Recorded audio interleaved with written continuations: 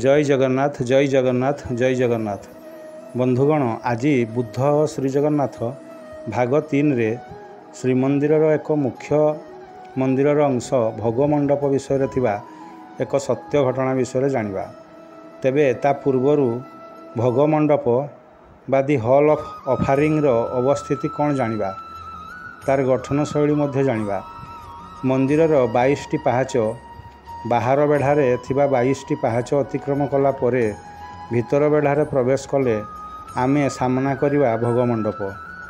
यह प्राय बंद थाए। यार सबु दिग को द्वार अछि। भोगमंडपर पश्चिम को थाए नाटमंडप बा डांसिंग हॉल, तार पश्चिम को अछि जगमोहन ऑडियंस हॉल एवं तार पश्चिम को अछि विमान बा गर्भगृह, इंग्राजी रे साक्टोराम कहती। ए चारिगोटी मंदिर परस्पर को भिड़िकिना थांती एवं एगुड़िक विभिन्न उद्देश्य रे व्यवहृत हुए, जहा तांको नामरु स्पष्ट। तेबे भोगमंडपटी गर्भगृह जगमोहन और नाटमंडप ठारू उच्चतार सबुठारू सान। यार माप 58 foot by 56 foot on the ground एवं यार मोट उच्चता प्राय 75 फुट। रास्ता स्तररू 75 फुट उच्चता। यह लंब भाव में 5 भाग में विभक्त, यथा पा भाग, तल जंघ, बंधन, उपर जंघ एवं बारंडा। पा भाग पुणी 5टी पारंपरिक भाग में विभक्त, यथा खुरा, कुंभ, पाट, कानी एवं बासंत। तेबे ए सबु प्रबल भाव में कारुकार्य मंडित। ए सबु हलदिया बाली पत्थर रे निर्मित। मंदिरर भोगमंडपटी ओडिशार पारंपरिक कला भास्कर्य मंडित। एथिरे मिथुन शैलीर पत्थर मूर्ति, नागनागुणीर खंब, सप्तफेणी सर्प, भारतर पुराण वर्णित घटनावली संपर्कित चित्र समूह यथा श्रीकृष्णंकर जीवन चरित, दल यात्रा, नवकेली यात्रा, भगवान शिवंकर नटराज नृत्य, बणरे चरुथिबा गाई और बाछुरी, भगवान कृष्णंकर बंशीवादन, गोपींकर रासलीला, अघासुर वध, पूतना वध, गिरी गोवर्धन को अंगुली रे टेकिथिबा श्रीकृष्ण, श्रीकृष्णंकर पिलाबेलर लीला दृश्य, रामंकर सिंहासन आरोहण दृश्य, देवतागण इंद्र एवं तांकर ऐरावत हस्ती इत्यादि। ए सबु एते निखुण भाव में पत्थर रे खदेई होइछंती जे देखणाहारी को आश्चर्य होबाकू पड़े ओडिशार पारंपरिक कलाकृति को देखी। भोगमंडपर दक्षिण पार्श्व कांथरे गणेश, सरस्वती, बुद्ध, बराह, सिंह इत्यादि खचित। दक्षिण पार्श्व रसघर ठारू एक रास्ता लंबी जाइछि, जहा भोगमंडप नाटमंडप दे जाइछि कलाहाट द्वार पर्यंत। एही रास्ता दे महाप्रभुंकर भोग सामग्री भोग लागिबा पई आसीथाए। भोगमंडपर सबु दिग को द्वार मानकरे कला रंगर कबाट समान शैली निर्मित। द्वार मानकरे गंगा और जमुना स्वागत मुद्रार दंडायमान होइछंती।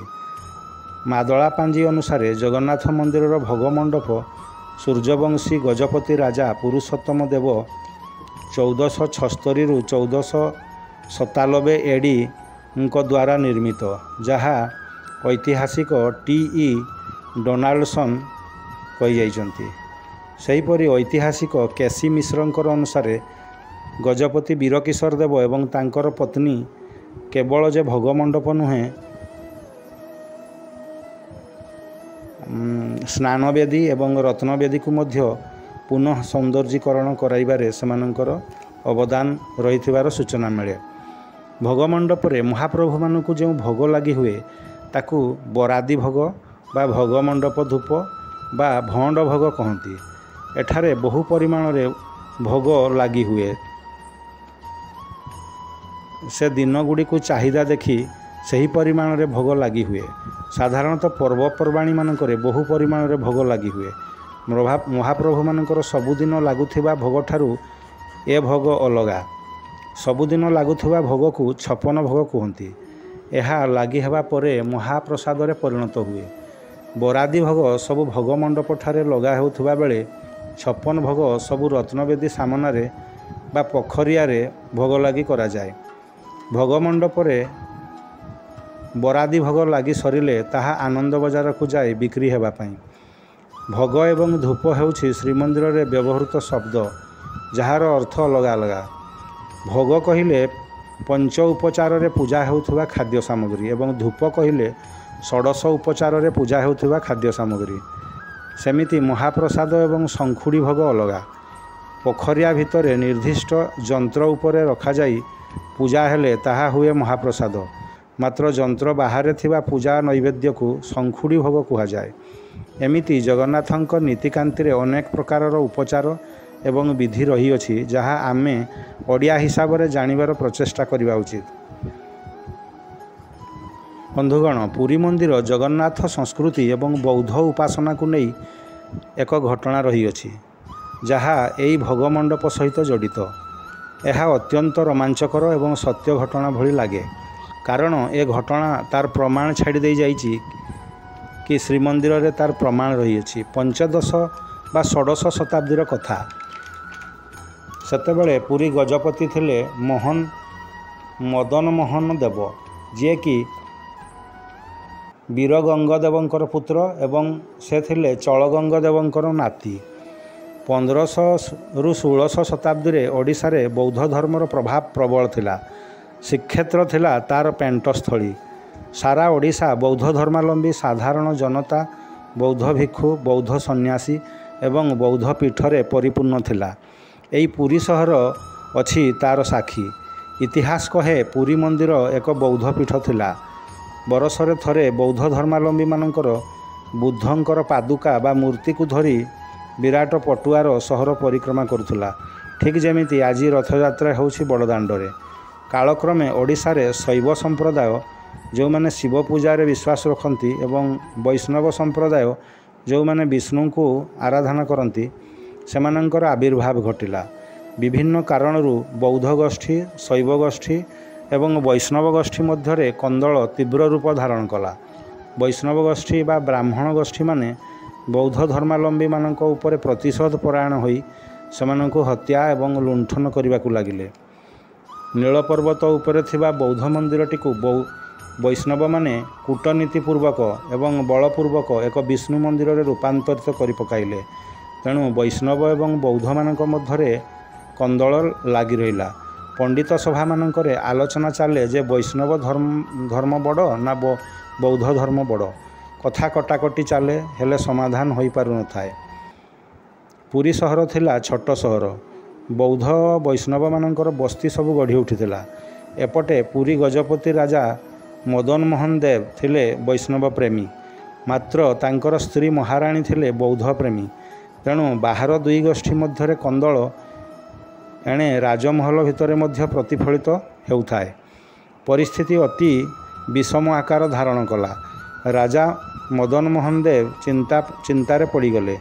ଏ କନ୍ଦଳର ସମାଧାନ ପାଇ ତାଙ୍କୁ ଏକ ବୁଦ୍ଧି ଜୁଟିଲା। ସେ ଭାବିଲେ, ବୈଷ୍ଣବ ଧର୍ମ ବଡ଼ ନା ବୌଦ୍ଧ ଧର୍ମ ବଡ଼, ତାର ଏକ ସ୍ଥାୟୀ ସମାଧାନ କରିବାକୁ ପଡ଼ିବ। ରାଜା କହିଲେ, ଦୁଇ ଗୋଷ୍ଠୀ ମଧ୍ୟରେ ଏକ ପରୀକ୍ଷା କରାଯିବ। ଯେଉଁ ଗୋଷ୍ଠୀ ସେ ପରୀକ୍ଷାରେ କୃତକାର୍ଯ୍ୟ ହେବେ, ସେ ଗୋଷ୍ଠୀ ଏ ପୁରୀ ସହରରେ ଶ୍ରେଷ୍ଠ ବୋଲାଇବେ। ସେହି ଗୋଷ୍ଠୀଙ୍କର ଅନୁସାରେ ପୁରୀ ମନ୍ଦିରରେ ନୀତି କାର୍ଯ୍ୟ ସବୁ ସମ୍ପାଦନ କରାଯିବ। ଏଥିରେ ଦୁଇ ଗୋଷ୍ଠୀ ପଣ୍ଡିତମାନେ ସହମତି ପ୍ରକାଶ କଲେ ଏବଂ ଏକ ନିର୍ଦ୍ଦିଷ୍ଟ ଦିନ ଧାର୍ଯ୍ୟ କରାଗଲା ପରୀକ୍ଷା ପାଇଁ। ପୁରୀ ସହର ତଥା ରାଜ୍ୟବାସୀ ଆସି ପୁରୀ ରାଜନଅରଠାରେ ରୁଣ୍ଡ ହେଲେ ପରୀକ୍ଷା ଦେଖିବା ପାଇଁ। ରାଜାରାଣୀ, ମନ୍ତ୍ରୀ, ସାମନ୍ତ ସମସ୍ତେ ଆସନ ଗ୍ରହଣ କଲେ। ବୌଦ୍ଧ ପଣ୍ଡିତ ଏବଂ ବୈଷ୍ଣବ ପଣ୍ଡିତଗଣ ଛିଡ଼ା ହେଲେ ଉତ୍ସୁକତାରେ ପରୀକ୍ଷାର ସମ୍ମୁଖୀନ ହେବା ପାଇଁ। ରାଜାରାଣୀ ପରସ୍ପର ବିଚାରପୂର୍ବକ ଏକ ମାଠିଆରେ ଗୋଟିଏ ସର୍ପକୁ ରଖି ମାଠିଆର ମୁହଁକୁ ବନ୍ଦ କରିଦେଇଥାନ୍ତି।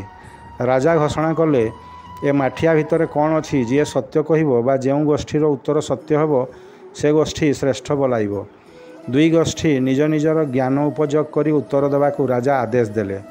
ରାଜା ପ୍ରଥମେ ବୌଦ୍ଧ ପଣ୍ଡିତଙ୍କୁ ଆଦେଶ ଦେଲେ ଉତ୍ତର ରଖିବାକୁ। ବୌଦ୍ଧ ପଣ୍ଡିତମାନେ ଭାରି ସତ୍ୟନିଷ୍ଠ ଏବଂ ଧ୍ୟାନ ବଳରେ ଜାଣିପାରିଲେ ଯେ ମାଠିଆ ଭିତରେ ସର୍ପଟିଏ ଅଛି ଏବଂ ସେମାନେ ତାର ଉତ୍ତର ମଧ୍ୟ ଦେଲେ। ଉତ୍ତର ଠିକ୍ ଥିଲା। ରାଣୀ ଖୁସି ହୋଇଗଲେ, ହେଲେ ରାଜା ଖୁସି ନଥିଲେ। ସେ ବୈଷ୍ଣବ ପ୍ରେମୀ ଏବଂ ବୈଷ୍ଣବମାନଙ୍କର ବିଜୟ ସେ ଚାହୁଁଥିଲେ। ରାଜାଙ୍କ ମୁଖମଣ୍ଡଳ ବିଷଣ୍ଣ ଦେଖାଗଲା, ହେଲେ ସର୍ବସମ୍ମୁଖରେ କିଛି କହିପାରୁନଥାନ୍ତି। ରାଜଧର୍ମ ପାଳନ କରି ଏଥର ବୈଷ୍ଣବ ପଣ୍ଡିତଙ୍କୁ ଆଦେଶ ଦେଲେ ଉତ୍ତର ରଖିବାକୁ। ବୈଷ୍ଣବ ପଣ୍ଡିତମାନେ ଜାଣିଥିଲେ ବୌଦ୍ଧ ପଣ୍ଡିତଙ୍କର କଥା କେବେ ଭୁଲ ହେବ ନାହିଁ। ମାଠିଆଟିରେ ନିଶ୍ଚୟ ସାପଟିଏ ଅଛି। ସେମାନେ ଠିକ୍ ଉତ୍ତର ଦେଇସାରିଛନ୍ତି। ତେବେ ହାରିଯିବାଟା ବୈଷ୍ଣବମାନଙ୍କ ପାଇଁ ଅସହ୍ୟ ହେବ। ପୁରୀ ସହରର ବୈଷ୍ଣବ ପଣ୍ଡିତମାନେ ବେଦ, ଉପନିଷଦ, ପୁରାଣ, ତନ୍ତ୍ରବିଦ୍ୟାରେ ଅତ୍ୟନ୍ତ ନିପୁଣତା ହାସଲ କରିପାରିଥିଲେ। ତେଣୁ ତନ୍ତ୍ରବିଦ୍ୟାର ପ୍ରୟୋଗ କରି ସେମାନେ ତତ୍କ୍ଷଣାତ୍ ସାପଟିକୁ କଳସ ଭିତରେ ମୁଠାଏ ପାଉଁଶ କରିଦେଲେ ଏବଂ ରାଜାଙ୍କୁ ଉତ୍ତର ଦେଲେ, ମହାରାଜ, କଳସ ଭିତରେ ମୁଠାଏ ପାଉଁଶ ମାତ୍ର ରହିଅଛି। ସର୍ବସମ୍ମୁଖରେ କଳସର ମୁହଁ ଖୋଲା ହେଲା ଏବଂ ସତକୁ ସତ ମୁଠାଏ ପାଉଁଶ ମାତ୍ର ଥିଲା। ସର୍ତ୍ତ ଅନୁସାରେ ବୌଦ୍ଧମାନେ ହାରିଗଲେ। ରାଜା ଆଦେଶ ଦେଲେ, ଏ ପୁରୀ ସହରରୁ ସମସ୍ତ ବୌଦ୍ଧ ସନ୍ନ୍ୟାସୀ ଏବଂ ବୌଦ୍ଧ ଧର୍ମାବଲମ୍ବୀମାନେ ସ୍ଥାବର ଅସ୍ଥାବର ସମ୍ପତ୍ତି ତ୍ୟାଗପୂର୍ବକ ଛାଡ଼ି ଚାଲିଯାଅ। ଇତିହାସ କହେ, ବୈଷ୍ଣବ ଧର୍ମାବଲମ୍ବୀମାନେ ବୌଦ୍ଧ ଧର୍ମାବଲମ୍ବୀ ଓ ସନ୍ନ୍ୟାସୀମାନଙ୍କୁ ଖାଲି ଯେ ବିତାଡ଼ିତ କଲେ ତା ନୁହେଁ, ବରଂ ସେମାନଙ୍କୁ ସାମୂହିକ ହତ୍ୟା ମଧ୍ୟ କଲେ। ଫଳରେ ପୁରୀ ସହର ବୌଦ୍ଧ ଧର୍ମାବଲମ୍ବୀ ଶୂନ୍ୟ ହୋଇଗଲା। ଶ୍ରୀମନ୍ଦିରରେ ବୈଷ୍ଣବମାନଙ୍କର ପତିଆରା ରହିଲା ଏବଂ ଶ୍ରୀମନ୍ଦିର ପାଲଟିଗଲା ଏକ ବିଷ୍ଣୁ ଉପାସନା ସ୍ଥଳ। ହେଲେ ଆଜି ମଧ୍ୟ ଶ୍ରୀମନ୍ଦିରର ଅନେକ ନୀତିକାନ୍ତିରେ ବୌଦ୍ଧତନ୍ତ୍ରର ପ୍ରଭାବ ରହିଅଛି। ପଞ୍ଚ ଉପଚାର ଏବଂ ଷୋଡ଼ଶ ଉପଚାର ପୂଜାବିଧିମାନଙ୍କରେ ବୌଦ୍ଧତନ୍ତ୍ରର ପ୍ରୟୋଗ ଦେଖିବାକୁ ମିଳୁଛି। ତେବେ ସେ ସମୟରେ ପୁରୀରେ ଥିବା ବୌଦ୍ଧ ଧର୍ମଗୁରୁ ରାଜାଙ୍କୁ କହିଲେ, ମହାରାଜ, ଆପଣ ନିଜେ କଳସରେ ସାପ ରଖିଥିଲେ, ମାତ୍ର ବୈଷ୍ଣବମାନେ ତନ୍ତ୍ରବିଦ୍ୟାର ଅପପ୍ରୟୋଗ କରି ତାକୁ ମୁଠାଏ ପାଉଁଶ କରିଦେଲେ ଏବଂ ଆପଣ ତାକୁ ସମର୍ଥନ ଦେଲେ ଯେ ସେମାନେ ଜିତି ଯାଇଛନ୍ତି। ଏହା ମିଥ୍ୟା ଅଟେ। ବୌଦ୍ଧମାନଙ୍କୁ ବିତାଡ଼ିତ କରିବା ଏବଂ ସେମାନଙ୍କର ସାମୂହିକ ହତ୍ୟା ପାଇଁ ଆପଣ ହିଁ ଦାୟୀ। ଆପଣ ପାତର ଅନ୍ତର ବା ପକ୍ଷପାତିତା କରିଛନ୍ତି। ତେଣୁ ମୁଁ ଆପଣଙ୍କୁ ଅଭିଶାପ ଦେଉଛି ଯେ ଆପଣଙ୍କ ପାଟିରେ ଘା ହୋଇଯାଉ, ସେଥିରେ ପୋକ ପଡ଼ୁ। ଏହା କହି ବୌଦ୍ଧ ଧର୍ମଗୁରୁ ମଧ୍ୟ ଶ୍ରୀକ୍ଷେତ୍ର ପୁରୀ ଛାଡ଼ି ଅନ୍ୟତ୍ର ପଳାଇଲେ। ବୌଦ୍ଧ ଧର୍ମଗୁରୁ ସିଦ୍ଧ ପୁରୁଷ, ବଚନ ଅସତ୍ୟ ହୋଇନପାରେ। ସତକୁ ସତ ମହାରାଜା ମଦନମୋହନ ଦେବଙ୍କର ପାଟିରେ ଘା ହୋଇଗଲା, ସେଥିରୁ ପୋକ ପଡ଼ିଲେ। ଯେତେ ଔଷଧ ମନ୍ତ୍ରତନ୍ତ୍ର ପୂଜାବିଧି କଲେ ମଧ୍ୟ ତାହା ଭଲ ହେଲା ନାହିଁ। ଶେଷରେ ରାଜା ମଦନମୋହନ ଦେବ ଶ୍ରୀ ଜଗନ୍ନାଥ ମହାପ୍ରଭୁଙ୍କର ଶରଣ ପଶିଲେ। ମହାପ୍ରଭୁଙ୍କଠାରେ ଭୁଲ ପାଇଁ କ୍ଷମା ମାଗିଲେ। ବୌଦ୍ଧ ଧର୍ମାବଲମ୍ବୀଙ୍କୁ ବିତାଡ଼ିତ କରିବା ଏବଂ ବୌଦ୍ଧ ସନ୍ନ୍ୟାସୀମାନଙ୍କୁ ସାମୂହିକ ହତ୍ୟାର କରିବାର ଦୋଷ ସେ ନିଜ ଉପରକୁ ନେଇ ବିଳାପ କରି ମହାପ୍ରଭୁଙ୍କୁ ମୁକ୍ତି ପ୍ରାର୍ଥନା କଲେ। ଗଜପତିମାନେ ହେଲେ ମହାପ୍ରଭୁ ଶ୍ରୀ ଜଗନ୍ନାଥଙ୍କର ଚଳନ୍ତି ପ୍ରତିମା। ଭୁଲ ତ ହୋଇଛି। ରାଜା ଅନୁତପ୍ତ। ରୋଗପୀଡ଼ାରେ ଜୀବନ ନର୍କମୟ। ଏ କଥା ସେ ବୌଦ୍ଧ ସନ୍ନ୍ୟାସୀ ଯିଏ ଅଭିଶାପ ଦେଇଥିଲେ ସେ ଜାଣିପାରି ସ୍ୱପ୍ନରେ ଆସି ରାଜାଙ୍କୁ ସାନ୍ତ୍ୱନା ଦେଲେ। ଭଲ ହୋଇ ସୁଖରେ ରୁହ, କିନ୍ତୁ କାହା ପ୍ରତି ଅନ୍ୟାୟ କର ନାହିଁ, ଅନ୍ୟାୟର ପକ୍ଷ ନିଅ ନାହିଁ। ଏହା କହି ସ୍ୱପ୍ନରେ ଅନ୍ତର୍ଦ୍ଧାନ ହୋଇଗଲେ ସେ ସନ୍ନ୍ୟାସୀ। ତା ପରଦିନ ରାତିରେ ମହାପ୍ରଭୁ ଶ୍ରୀ ଜଗନ୍ନାଥଙ୍କର ସ୍ୱପ୍ନ ଆଦେଶ ରାଜା ପାଇଲେ। ଶ୍ରୀ ଜଗନ୍ନାଥ ଆଦେଶ ଦେଲେ, ରାଜା ମୋହନ ଦେବ, ତୁମେ ଖରାପ କର୍ମ କରିଛ, ତେଣୁ ତୁମକୁ ପ୍ରାୟଶ୍ଚିତ ସ୍ୱରୂପ ଏ ମୁଖ ଗହ୍ୱର ଦୁରାରୋଗ ହୋଇଅଛି। ଏବେ ମୁଁ ମଧ୍ୟ ତୁମକୁ କ୍ଷମା ଦେଇଦେଲି, ମାତ୍ର ପ୍ରାୟଶ୍ଚିତ ସ୍ୱରୂପ ତୁମକୁ ଏକ କର୍ମର ଆଦେଶ ପାଳନ କରିବାକୁ ପଡ଼ିବ। ଯେଉଁ ମାଟି ହାଣ୍ଡିରେ ତୁମେ ଗୋଟିଏ ସର୍ପ ରଖି ପରୀକ୍ଷା ନେଇଥିଲ, ସେହି ହାଣ୍ଡିଟି ଅଣାଇ ମୋର ମନ୍ଦିରର ଭୋଗମଣ୍ଡପର ଦଧିନଉତିରେ ସ୍ଥାପନ କର। ସ୍ୱପ୍ନରେ ରାଜା ଆଶ୍ଚର୍ଯ୍ୟ ହୋଇ ଏପରି କାହିଁକି ମଣିମା ବୋଲି ପ୍ରଶ୍ନ କଲେ।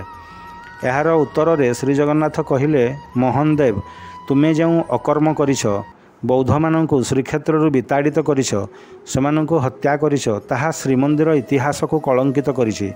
ଏଭଳି ଅକର୍ମର ବିଷମୟ ପରିଣତିକୁ ଜନମାନସରେ ମନେ ପକାଇ ଦେବା ପାଇଁ ସେ କଳସଟି ତୁମେ ଭୋଗମଣ୍ଡପର ଚୂଳରେ ସ୍ଥାପନ କର। ମୋ ଭକ୍ତମାନେ ଏହାକୁ ଦେଖି ନିଜର କର୍ମକୁ ଠିକ୍ ବାଟରେ ନେବା ପାଇଁ ସଚେତନ ହେବେ। ଅନ୍ୟାୟ ପଥରେ ନ ଯାଇ ନ୍ୟାୟ ପଥରେ ଯିବା ପାଇଁ ସଂକଳ୍ପବଦ୍ଧ ହେବେ। ଏହା ମୋର ଆଦେଶ କହି ମହାପ୍ରଭୁ ସ୍ୱପ୍ନରେ ଅନ୍ତର୍ଧ୍ୟାନ ହୋଇଗଲେ। ତା ପରଦିନ ଆଦେଶ ଅନୁସାରେ କୁଶଳୀ କାରିଗରଙ୍କ ଦ୍ୱାରା ମାଟି କଳସଟି ଭୋଗମଣ୍ଡପ ଚୂଳରେ ସ୍ଥାପିତ ହୋଇଗଲା। ଭକ୍ତମାନେ ଏ ମାଟି କଳସ ଦେଖି ଏହି ଘଟଣାଟିକୁ ମନେ ପକାଇ ନ୍ୟାୟ ପଥରେ ଯିବାର ସଂକଳ୍ପ ନେଲେ। ମାଟିର କଳସ କେତେଦିନ ଅବା ଅକ୍ଷତ ରହିବ?